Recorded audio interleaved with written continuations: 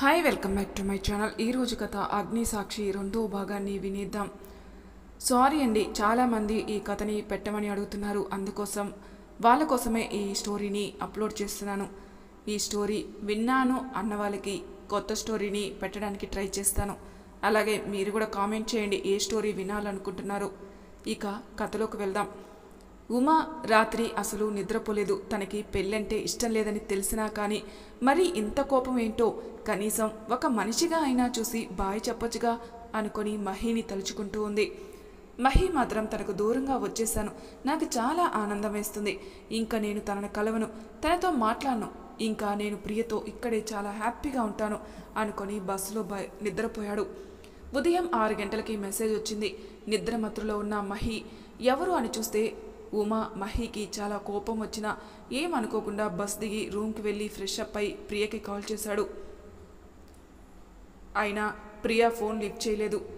అలా తాను ఆ రోజు రూమ్లోనే ఉండి నిద్రపోయాడు. కానీ మళ్ళీ మధ్యాహ్నం మెసేజ్, బహుశా ప్రియా అయి ఉండొచ్చని చూస్తే ఉమా. మహేశ్వర్ గారు భోజనం చేశారా? చూసి రిప్లై ఇవ్వకుండా మళ్ళీ అలాగే ఉన్నాడు. అలా తను బయటికెళ్ళి డిన్నర్ తెచ్చుకొని తింటూ ఉన్నాడు. మళ్ళీ మెసేజ్ వచ్చింది, మహేశ్వర్ గారు డిన్నర్ చేశారా అని ఉంది. తనను ఒకసారి చెప్పానుగా నాకు ఇవన్నీ నచ్చవని, అయినా మళ్ళీ మళ్ళీ మెసేజ్ చేస్తూనే ఉంది. నాకెందుకో తనని నేను కాదు అని తప్పు చేస్తున్నానని అనుకోవడం కోసం ఇవన్నీ చేస్తుందా? ఈసారి మెసేజ్ చేస్తే ఖచ్చితంగా చెప్తా అనుకుని వెళ్ళి డిన్నర్ పూర్తి చేసి ప్రియాకి గుడ్ నైట్ అని పెట్టి తన ఫోన్లో ఉన్న ప్రియ ఫోటోలు చూస్తూ ఉన్నాడు. మళ్ళీ మెసేజ్, ఎవరు?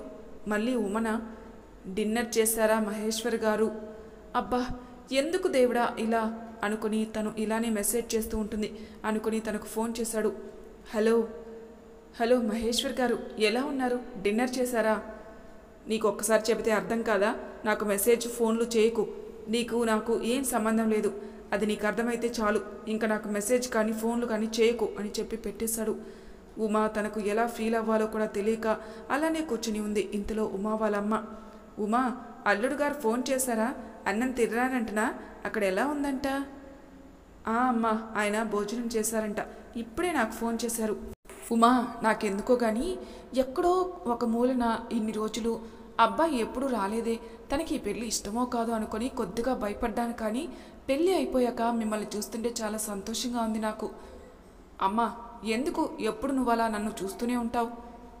నీకు అర్థం కాదులే, ముందు ముందు నీకే తెలుస్తుంది అమ్మా అని అమ్మతో చాలాసేపు గడిపి ఎప్పుడు నిద్రపోయానో నాకే తెలీదు. ఉదయం మెలకు వచ్చేంత వరకు అలా లేచి తనకు మెసేజ్ పెడదామనుకున్నా నిన్న సంగతి గుర్తుకొచ్చి అలాగే ఆలోచనలో ఉండగా అమ్మ పిలవడంతో రెడీ అయి వెళ్ళి టిఫిన్ చేసి నా గదిలోకి వచ్చాను. బయట అందరూ నేను తనతో ఫోన్ మాట్లాడుతున్నానని చాలా సంతోషంగా ఉన్నారు. నాకు మాత్రం బాధ మాత్రమే తోడుగా ఉంది అనుకుంటూ మా పెళ్లి ఫోటోలను చూస్తూ ఉన్నా నన్ను ఎవరో సడన్గా కళ్ళు మూశారు. ఎవరా అని చూస్తే సౌమ్య. ఏంటే నువ్వు చాలా సంతోషంగా ఉన్నావు అనుకుంటే ఈ నీళ్ళేంటి? ఏ సౌమ్య, నాకు నీ మీద చాలా కోపంగా ఉంది, అస్సలు మాట్లాడను. సారీ అమ్మా, అక్క డెలివరీ, అమ్మ ఒక్కతే మేనేజ్ చేయాలంటే ఇబ్బంది, అందుకే రాలేకపోయాను మ్యారేజ్కి. సారీ ఉమా, నా ఒక్కగాని ఒక బెస్ట్ ఫ్రెండ్కి పెళ్ళికి రాలేదంటే నాకు ఎంత బాధ చెప్పు. అయ్యో అదేం లేదులే సౌమ్య, ఊరికే అన్నా, డోంట్ ఫీల్. తెలిసే నువ్వు ఇలా అంటావని. అది సరే కానీ ఈ కన్నీళ్ళేంటి? అలా ఏం లేదే. తెలుసులే, మీ సార్ గారు పెళ్ళి వారమే అయినా నిన్ను విడిచి వెళ్ళిపోయారని కదా. ఐ నో, కరెక్ట్గా చెప్పావే. ఆయనకి నేనంటే ఎంత ఇష్టం అనుకున్నావు. ఇప్పుడు కూడా ఫోన్ మీద ఫోన్ చేసి అడుగుతూనే ఉంటారు. పాపం ఆయన ఏం చేస్తారు అక్కడ, జాబ్ అలాంటిది. ఓహో బాగానే వెనకేసుకొస్తున్నావే. సరే ఇక్కడ కూర్చో, చూద్దాం మీ సార్ ఎలా ఉన్నారో. చూడవే. ఓ నిజంగా ఉమా, చాలా బాగుంది మీ పేరు. బహుశా అందుకేనేమో నువ్వు అన్ని సంబంధాలు వద్దు అంటూ ఉండేదానివి. ఉమా యు ఆర్ సో లక్కీనే. ఉమా ఏంటి నువ్వు? మీ సార్ ఇక్కడ లేకుంటే ఏమవుతుంది? నువ్వే అక్కడికి వెళ్దువులే, కనీసం మమ్మల్ని అయినా పట్టించుకో. అబ్బే అదేం లేదే, చెప్పు ఏం తింటావు? ఏం వద్దు, నువ్వు చెప్పు. మీ సార్ నిన్ను బాగానే చూసుకుంటున్నారా? బాగా. ఉమా నాకెందుకో నువ్వు దేని గురించో బాధపడుతున్నావు, నాతో చెప్పకూడదా? ఏం లేదులేలే. సరే ఒకసారి నీ ఫోన్ తీసుకుంటా. తీసుకో. ఏంటి తీసుకోవాలా? అవును, ఇందులో ఏముంది? ఏంటి నువ్వు? నాకేం అర్థం కాల. దేని గురించి మాట్లాడుతున్నావు సౌమ్య? అంటే మీరు మాట్లాడుకున్న మాటలని నేను చూస్తానని నీకు లేదా? ముందు నువ్వు చూడు. ఏంటి నీ ఒక్క మెసేజ్ కూడా రిప్లై లేదు? అంత బిజీనా మీ సారు? సౌమ్య, నీకెలా చెప్పాలో నాకు అర్థం కావడం లేదే. ఏమైందే? ఉమా, అసలు ఏం జరిగిందో, ఎందుకు ఏడుస్తున్నావో చెప్పు. సౌమ్య అంటూ ఏడుస్తుంది. ఉమా, ఏమైంది చెప్పువే. తనకు నేనంటే ఇష్టం లేదు. మా పెళ్ళికి ముందే తను నాకు చెప్పాడు. నాన్న కోసం నేను తనని పెళ్లి చేసుకున్నానే, కానీ తను మాత్రం నన్ను మనిషిలా కూడా చూడడు. ఇప్పుడు తను నాతో ఉండాల్సి వస్తుందని లీవ్స్ ఉన్నా కూడా ముందే అక్కడికి వెళ్ళిపోయాడు. ఉమా, అసలు తను ఎందుకు వద్దన్నాడు? తను ముందు ఒక అమ్మాయిని ప్రేమించారట. తనని పెళ్లి చేసుకోవాలనుకున్న మా అత్తామామల వల్ల తను చేసుకోలేకపోయారట. అందుకే తను నన్ను వద్దు అంటున్నాడు. అయ్యో, ఇలా అయిందేంటి ఉమా? ఏం చేస్తాం, అంతా నా తలరాత. నువ్వేం బాధపడకు. అయినా నువ్వు ఇక్కడే ఉంటే తనకి నీ గురించి, నీకు తన గురించి ఏం తెలుస్తుంది? నువ్వు అక్కడికి వెళ్ళు. అప్పుడు మీ ఇద్దరి మధ్య అండర్స్టాండ్ పెరుగుతుంది. తర్వాత నిన్ను తను యాక్సెప్ట్ చేస్తాడేమో కదా. కానీ తను నన్ను చూస్తే కోపంగా బిహేవ్ చేస్తాడు. ఇంకా తనతో ఎలా ఉండాలి? ఉమా, అలా అనుకుంటే ఎలా? జీవితం అనుకున్నాక అన్నీ మనం అనుకున్నట్టు జరగవు. జరిగిన వాటిని మనకు అనుకూలంగా మార్చుకోవాలి. అర్థమైందా? నువ్వు ఇలా బాధపడుతూ ఉంటే ఏమన్నా జరుగుతుందా? ఏం చేంజ్ కాదు. నువ్వే చేంజ్ చేసుకోవాలి. సౌమ్య, నిజంగా నువ్వు చెబుతూ ఉంటే నాకు ధైర్యంగా ఉందే.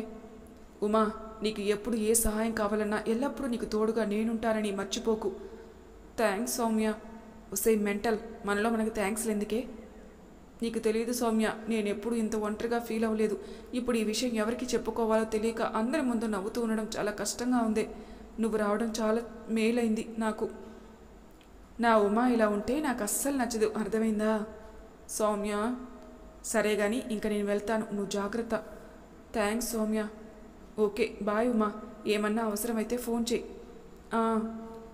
మనం సంతోషంగా ఉన్నప్పుడు స్నేహితుల అవసరం ఉన్నా లేకున్నా, బాధలో ఉన్నప్పుడు మాత్రం ఖచ్చితంగా స్నేహితుల అవసరం ఉంటుంది. సౌమ్య చెప్పినట్టు బాధపడుతూ కూర్చోకుండా ఏదైనా ఆలోచిస్తే మంచిదిగా. పెళ్ళిళ్ళు స్వర్గంలో నిర్ణయించబడతాయంటారు. అంటే దేవుడు నాకు తనకు జీవితాన్ని రాశాడు.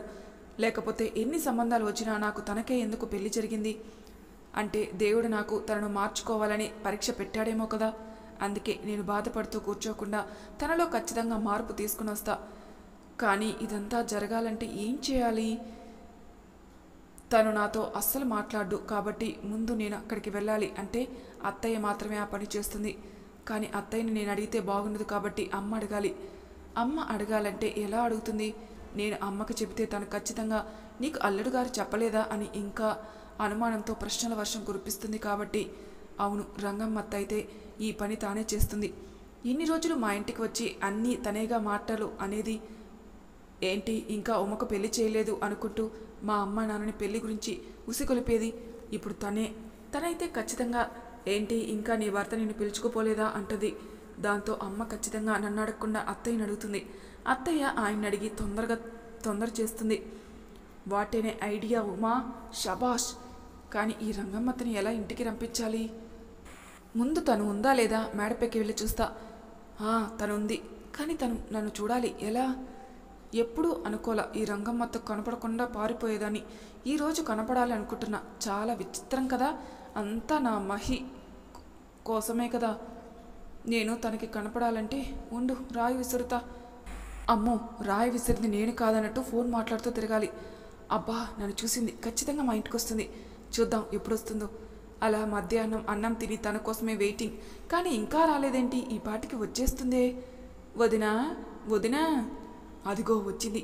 ఇంకా నా పని అయిపోయింది. కానీ నేను ఫోన్ చూస్తున్నట్టు ఉంటా. ఏమే ఉమా? అత్త, నువ్వా? బాగున్నావా?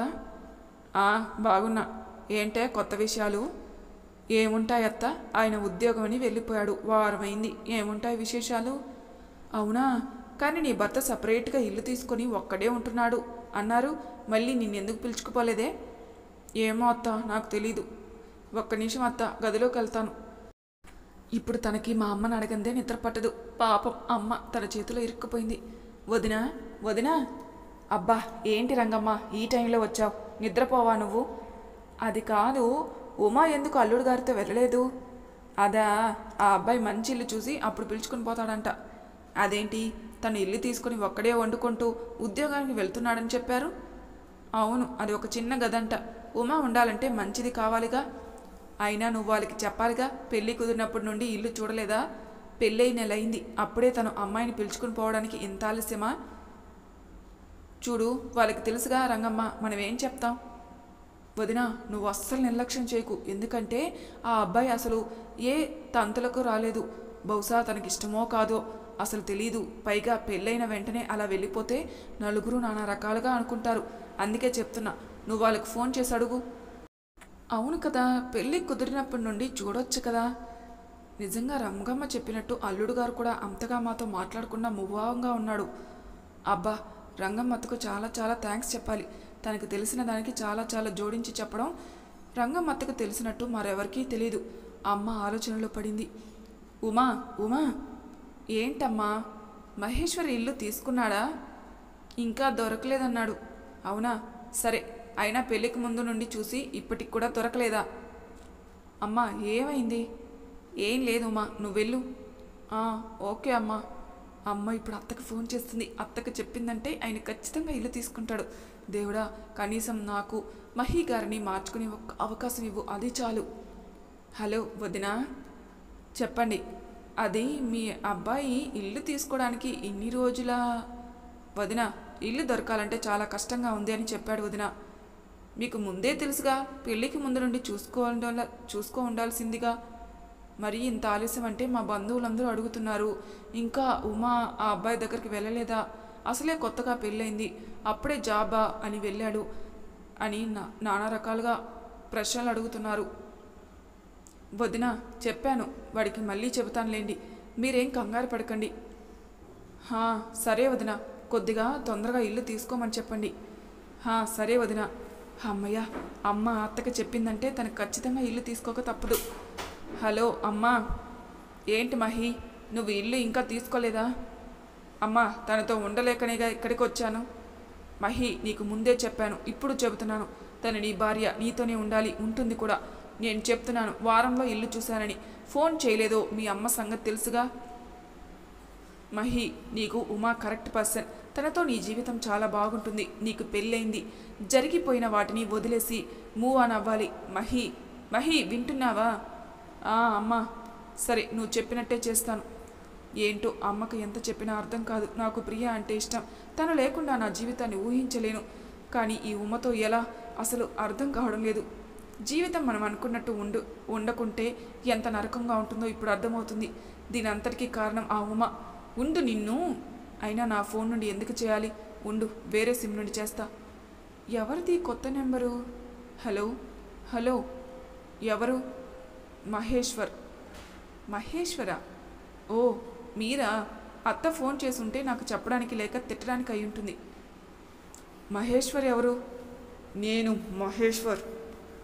అవును, మహేశ్వర్ ఎవరు నాకు తెలియదే, మీరే చెప్పండి. నిన్ను ఫోన్ కట్ చేసేస్తాడు. నేను మహిని, నీ భర్తని. అంటే సొమ్ము పోతుందేమో, నోటి నుండి ముత్యాలు రాలుతాయేమో అయ్యగారికి. మళ్ళీ తన నెంబర్ నుండే చేస్తున్నారా? హలో హలో, చెప్పండి మహేశ్వర్ గారు. ఇందాక మహేశ్వర్ ఎవరు అన్నావు? ఓ, ఇందాక మీరా? నేను అని ఒక్క మాట చెప్పొచ్చుగా. అయినా ఏంటి, మీ వాళ్ళు ఎక్కడుంటే వాళ్ళకి ఏం పని? ఏమో నాకు తెలీదు, వాళ్ళని అడిగి చెబుతానులేండి ఏం పనో. ఇదిగో, ఇదంతా నువ్వే చేస్తున్నావని తెలుసుకోలేంత అమాయకుని కాదు నేను. కానీ నువ్వు ఎంత ప్రయత్నించినా నా భార్య స్థానం నా మనసులో నువ్వు మాత్రం ఉండవు, అర్థమైందా? తెలుసు, నేనేదో మీ భార్యనయ్యి మీ ప్రేమను పొందాలనుకోలేదు. మీ పక్కనుంటే చాలు అనుకున్నా. నువ్వెన్ని చేసినా నా మనసులో ప్రియ మాత్రమే ఉంది. నువ్వంటే నాకు ఇష్టం లేదు, అది అర్థం చేసుకుంటే మంచిది. ఫోన్ పెట్టేస్తాడు. నాకు తెలుసు, కానీ ఏదో ఒక రోజు ఖచ్చితంగా మీరు మారుతారని ఎదురు చూస్తూ ఉంటాను, ఆ రోజు కోసం. మరి తర్వాయి భాగంలో ఏం జరుగుతుందో నెక్స్ట్ ఎపిసోడ్లో తెలుసుకుందాం. అంతవరకు నా ఛానల్ని సబ్స్క్రైబ్ చేయని వాళ్ళు ప్లీజ్ సబ్స్క్రైబ్ చేసుకోండి, లైక్ చేసి షేర్ చేయండి. మీ అభిప్రాయాలు నాకు కామెంట్ రూపంలో తెలియజేయండి. Thank you for listening.